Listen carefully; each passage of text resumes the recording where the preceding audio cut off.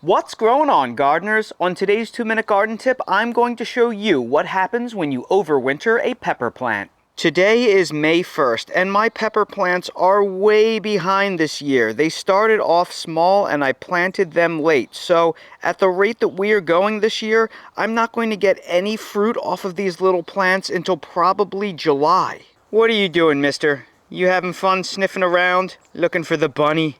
But late September of last year, I showed you how to overwinter a pepper plant. I had a Trinidad pimento pepper that grew as a volunteer in a crack between my fence, and I dug up the plant and I put it in a 3-gallon pot. Now, it was really rough looking because it grew as a volunteer, and it was late season, so it had some disease on the leaves that I had to prune off.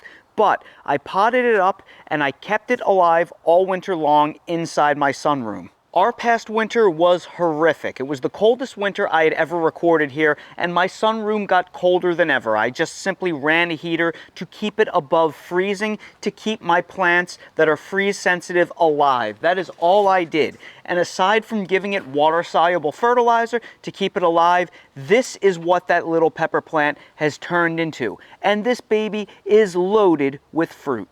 So by putting this plant inside a sunroom or a sunny windowsill and making sure the temperature stays above freezing and giving it water-soluble fertilizer once or twice a month, this is the type of production that you can look forward to. And what is amazing about this plant is this is actually an ultra-tropical pepper.